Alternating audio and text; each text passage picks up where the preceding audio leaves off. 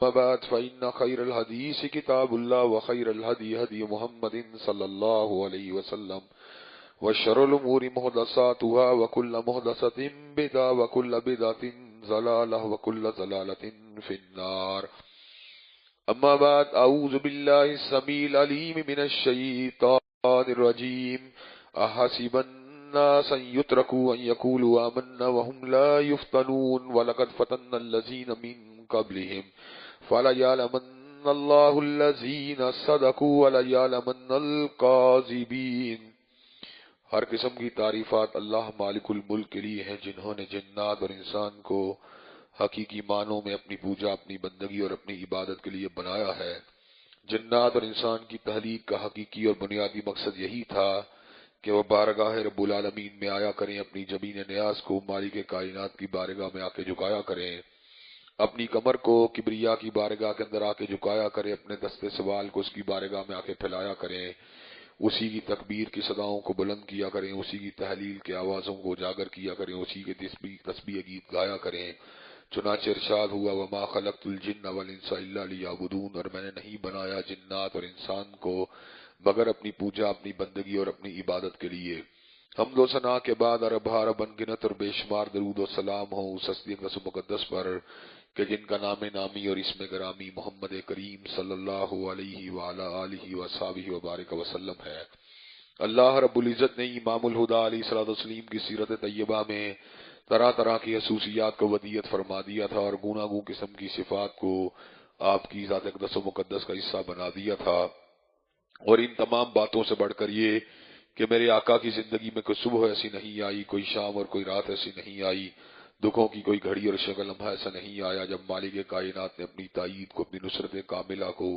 اور اپنی حمایت لازوال و بے مثال کو حضرت رسول اللہ صلی اللہ علیہ وسلم کے شامل حال نہ فرما دیا ہو۔ اور ان تمام باتوں سے بڑھ کر یہ کہ رس کے رب نے اپنی آخری کتاب حمید کو سید العرب والعجم، امام المتقین والابرار، حضرت اشرف الانبیاء والمرسلین، جناب خاتم النبیین صلی اللہ علیہ وسلم کے قلب اطہر پہ نازل فرما دیا تھا۔ اسی کتاب حمید کے ایک انتہائی فصیح و بلیغ عنوان جس کا تعلق علم کی افادیت اور اس کی اہمیت کے ساتھ تھا، اس کے حوالے سے میں نے کچھ گزارشات کو آپ حضرات کے گوش گزار کرنے کا سلسلہ شروع کیا تھا، لیکن درمیان کے اندر عورت مار جیسے کچھ مسائل سامنے آ گئے، چنانچہ میرا موضوع جو تھا اس جگہ پہ برقرار نہ رہ سکا اور موضوع جو تھا ڈائیورٹ ہو گیا۔ حضرات گرامی قدر، رمضان مبارک سے مہینے سے پیشتر میں آپ کے سامنے بعض اہم گزارشات اس حوالے سے بھی رکھنا چاہتا تھا کہ انسانی زندگی کا خلاصہ کیا ہے، انسان کو وہ کون سا کام کرنا چاہیے جو اس کے لیے انتہائی ضروری اور ناگزیر ہے، اور جس کے کرنے کے ساتھ اللہ تبارک و تعالیٰ کے فضل و کرم سے انسان کی کامیابی کے امکانات انتہائی روشن ہو جاتے ہیں۔ تو حضرات گرامی قدر وہ کام یہ ہے کہ انسان اللہ تبارک و تعالیٰ کی ذات کے اوپر ایمان لانے کا اعلان کرے اور اس کے بعد ایمان کے دعوے کے اوپر ڈٹ جائے۔ اس کے بعد دعوی ایمانی کے بعد اگر اس کی زندگی کے اندر مشکلات آتی ہیں، نشیب و فرات آتے ہیں، دکھ آتے ہیں، پریشانیاں آتی ہیں، تان و تشنیع کو سہنا پڑتا ہے، مشقتوں کو جھیلنا پڑتا ہے، تو اس کو کسی قسم کی پرواہ کیے بغیر ایمان کے راستے کے اوپر استقامت کو اختیار کر لینا چاہیے۔ جو رواں ہو منزل عشق میں، نہ شیب ہو نہ فراز ہو، کہ جب انسان محبت کی منزل کے اوپر چل نکلتا ہے، پیار کی منزل پہ چل نکلتا ہے، اللہ والا بن جاتا ہے، تو پھر یہ نہیں ہو سکتا حالات بالکل ایک جیسے رہیں۔ سموتھ حالات بھی آئیں گے، اپس اینڈ ڈاؤنز بھی آئیں گے، تکالیف بھی آئیں گی، پریشانیاں بھی آئیں گی۔ ان پریشانیوں کے اوپر استقامت کو اختیار کر لینا یہ مرد کلندر اور مرد مجاہد کا شیوا ہے۔ مرد مجاہد اور مرد کلندر ابتلاؤں اور مشکلات کا مقابلہ پوری ہندہ پیشانی کے ساتھ کرتا ہے۔ اس کو اس بات کا علم ہوتا ہے کہ میرا پروردگار عالم گو میرا امتحان تو لے رہا ہے، لیکن امتحان لینے کے باوجود اس کی تائید بھی میرے ساتھ ہے، اس کی حمایت بھی میرے ساتھ ہے، اس کا فضل بھی پایا بھی میرے ساتھ ہے۔ حضرات گرامی قدر قرآن مجید کے اندر بہت سی ایسی اولو العزم ہستیوں کا ذکر ہے جنہوں نے دین کے راستے کے اوپر استقامت کو اختیار کیا، اور اللہ تبارک و تعالیٰ نے ان کی داستانوں کو ہمیشہ کے لیے کلام حمید کا حصہ بنا دیا۔ سورہ بروج میں اللہ تبارک و تعالیٰ نے اصحاب الاخدود کا ذکر کیا کہ جن کو اللہ تبارک و تعالیٰ کی توحید کی پاسداری کی وجہ سے خندقوں کو کھدوا کر ان خندقوں کے اندر ان کو آگ کے اندر پھینک دیا گیا، سینکڑوں ہزاروں کی تعداد میں اصحاب الاخدود کو آگ کے اندر جلا دیا گیا، لیکن آگ میں جلنے کے باوجود وہ ایمان کے راستے سے دستبردار نہیں ہوئے۔ وَمَا نَقَمُوا مِنْهُمْ إِلَّا أَن يُؤْمِنُوا بِاللَّهِ الْعَزِيزِ الْحَمِيدِ۔ اللہ تبارک و تعالیٰ حدیث امر کا اعلان فرماتے ہیں ان سے انتقام لینے کی واحد وجہ یہی تھی کہ واللہ وحدہ لا شریک لہ کی ذات کے پر ایمان لانے والے تھے، اور انہوں نے ایمان لانے کے بعد عزیز و حمید کے پر ایمان لانے کے بعد پھر استقامت کا راستہ اس انداز میں اختیار کیا کہ اللہ کے فضل و کرم سے اللہ تبارک و تعالیٰ کے دین کے اوپر پوری طرح ڈٹ گئے۔ اللہ تبارک و تعالیٰ نے کلام حمید کے اندر بڑے پیار کے ساتھ اور بڑی حوصلہ افزائی کے ساتھ اور بڑی تحسین کے ساتھ دو عظیم ہستیوں کا ذکر کیا، دو عظیم عورتوں کا ذکر کیا، جن میں سے ایک سیدہ مریم ہے، جن کے یہاں پر سیدنا عیسیٰ علیہ السلام کی ولادت ہوئی تھی۔ مریم بنت عمران بڑی عالی نسب عورت ہیں اور بڑے اونچی شان والی عورت ہیں، اللہ کی ولیہ ہیں، اللہ کی بندگی کے اندر پہم مصروف رہنے والی وہ عظیم الشان اور جلیل القدر شخصیت کہ اللہ تبارک و تعالیٰ نے اس کو جہانوں کی عورتوں پہ فوقیت اور فضیلت دے دی تھی۔ اسی طرح اللہ تبارک و تعالیٰ نے ایک اور عورت کا بھی ذکر کیا جو سیدہ مریم کی طرح ایک ایسے ماحول کے اندر پیدا نہیں ہوئی جہاں پہ دین کا دور دورہ ہو، جہاں پہ اللہ تبارک و تعالیٰ کی توحید کی ہر سو بات ہو، بلکہ وہ ایک ایسے ماحول کے اندر اپنی زندگی کو بتانے والی اور اپنی زندگی کو گزارنے والی جہاں پر اللہ تبارک و تعالیٰ کے وجود کا کبھی ذکر ہی نہیں ہوا تھا،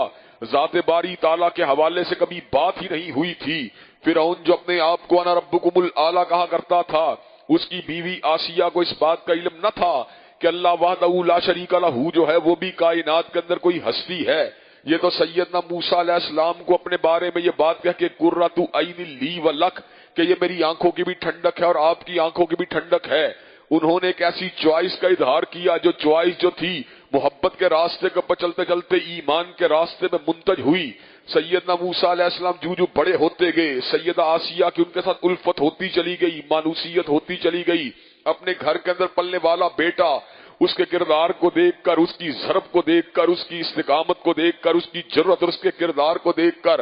سیدہ آسیہ پہچان گئی کہ میرا شوہر فرعون جو ہے وہ اس بچے کے جو ہے کسی بھی اعتبار سے کریکٹر کا مقابلہ نہیں کر سکتا، اس کی شان و عظمت کا مقابلہ نہیں کر سکتا۔ چنانچہ جب سیدنا موسیٰ علیہ السلام نے دعوت توحید کا اعلان کیا تو سیدہ آسیہ نے بھی صبر کا اعلان فرما دیا، آمنت بربی ہارون و موسیٰ، میں بھی ہارون اور موسیٰ کے رب کے اوپر ایمان لے کے آئی۔ فرعون کے لیے دیگر لوگوں کا ایمان اور اسلام تو بہت بڑے چیلنج کی بات تھی، لیکن اپنی گھر والی کا ایمان اور اپنی عورت کا ایمان اس کو ایک آنکھ بھی نہیں بھایا۔ اس نے کیا کیا؟ ظلم کے اور ابتلاؤں کے پہاڑوں کو سیدہ آسیہ کے اوپر توڑ دیا۔ حضرات گرامی کے اندر ہر ابتلا کو سہنے کے باوجود بھی آسیہ سونے کی مانند نکلی، چٹان کی مانند نکلی۔ جو رکے تو کوہے گرا تھے ہم، جو چلے تو جہاں سے گزر گئے رہے یار، ہم نے قدم قدم تجھے یادگار بنا دیا۔ سیدہ آسیہ کے پر پھر وہ وقت بھی آیا کہ سیدہ آسیہ کے لیے سولی کا اعلان کیا گیا۔ سیدہ آسیہ کو پھانسی کے پھندے کے پر جب لٹکانے کی بات آئی تو سیدہ آسیہ نے ایک لمحے کے لیے سوچا، فرعون کی عنایات پہ غور کیا، اس کی نوازشات پہ غور کیا، اس کے ہمراہ گزر جانے والے وقت پہ غور کیا، فرعون کے محلات کی پوشاکوں پہ غور کیا، انواع اقسام قسم کے کھانوں پہ غور کیا، پھر اپنے بنانے والے کا خیال آیا، اپنے پروردگار کا خیال آیا، اس کی ملاقات کا خیال آیا۔ آسیہ نے انگڑائی لی، دعوت توحید کو اونچا رکھا، فرعون کی ناز و نعمت کو بلا دیا، الفاظ کہے جو ہمیشہ کے لیے امر ہو گئے، رب ابن لی عندک بیتا فی الجنہ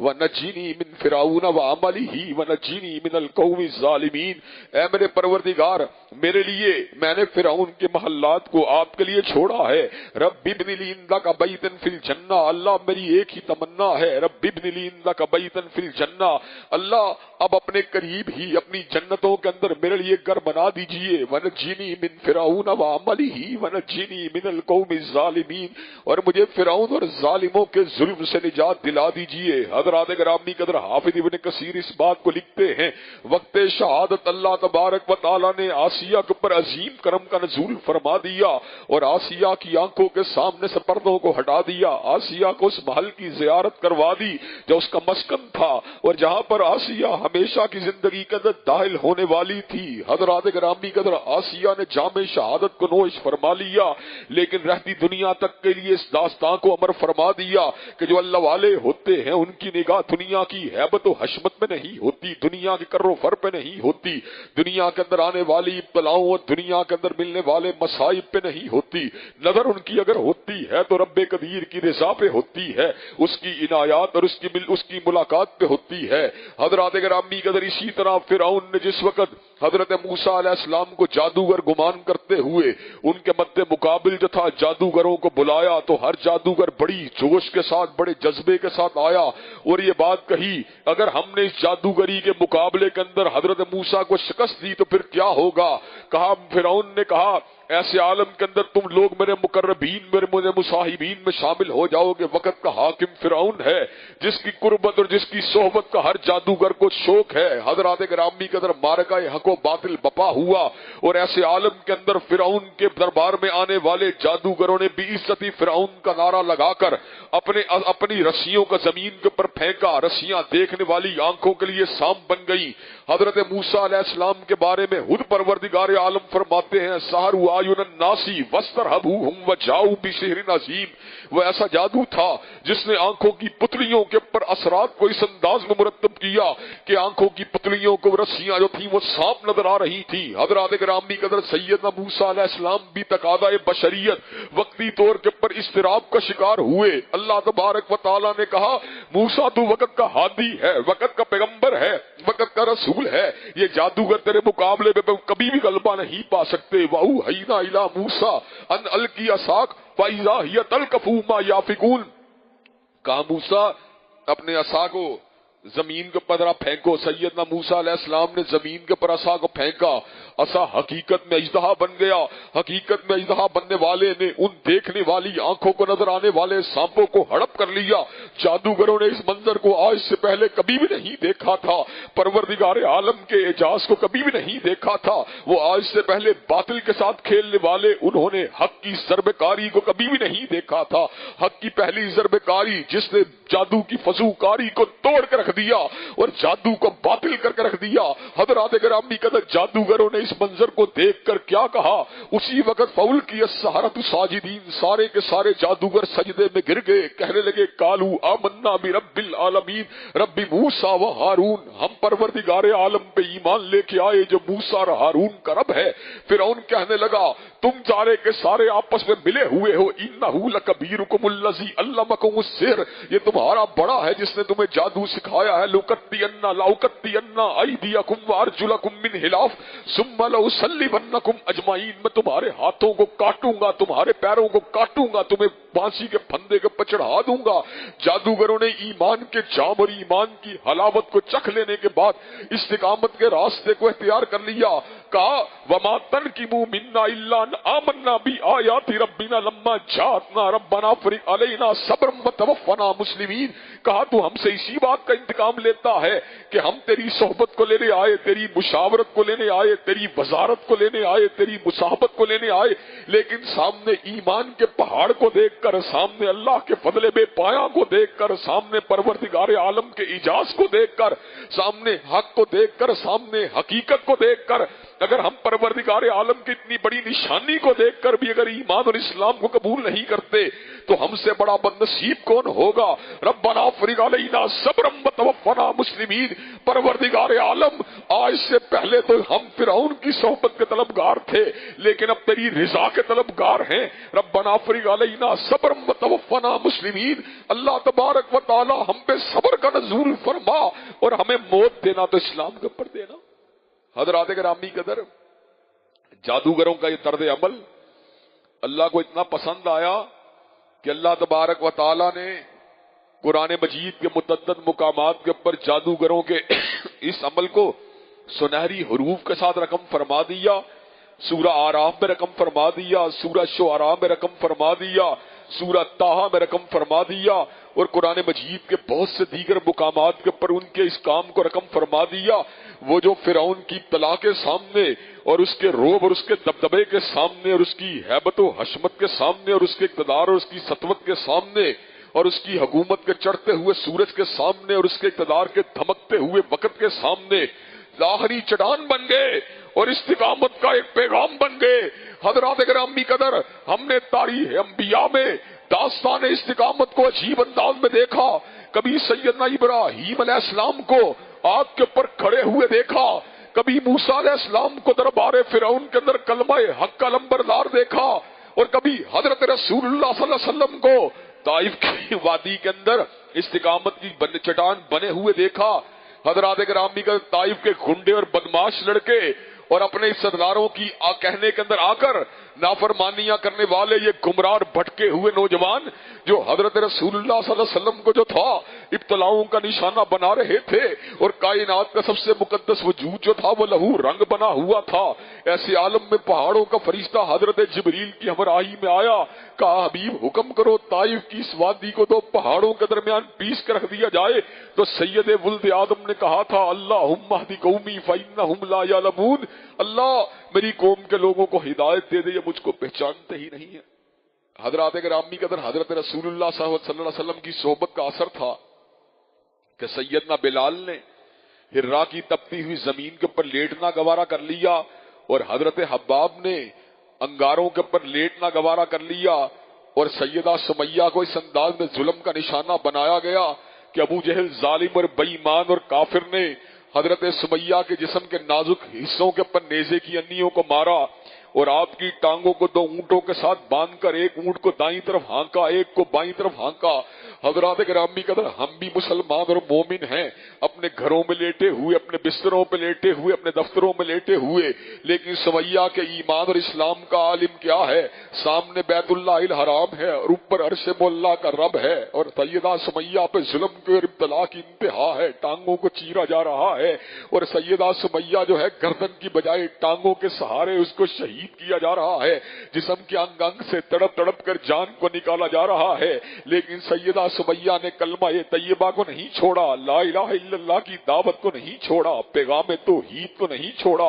اللہ کی وحدانیت کو نہیں چھوڑا، اللہ کی احدیت کو نہیں چھوڑا، وہ استقامت کی چٹان بن کے میدان عمل کر ڈٹی رہی۔ حضرات گرامی قدر، حضرت رسول اللہ صلی اللہ علیہ وسلم کے صحابہ کرام کے بعد بھی استقامت اور ابتلاؤں کے سامنے کھڑے ہونے کا سلسلہ جاری رہا۔ مختلف ائمہ دین خلفاء وقت اور شاہان وقت کی ابتلاؤں کا نشانہ بنے۔ حضرات گرامی قدر، خلیفہ وقت سے اختلاف کی وجہ سے سیدنا امام مالک کو آپ کے اس فتوے کے اوپر کہ آپ نے طلاق مکرہ کو حرام قرار دیا کہ جبری طلاق نہیں ہوتی، کہ خلیفہ وقت جبری طلاق کو جائز قرار دے کر جبری بیعت کے دروازے کو کھول رہا تھا۔ حضرت امام مالک رحمت اللہ علیہ نے جب جبری طلاق کو نہیں مانا، آپ کے چہرے کو کالا کیا گیا، آپ کے گلے میں جوتوں کے ہار کو ڈالا گیا،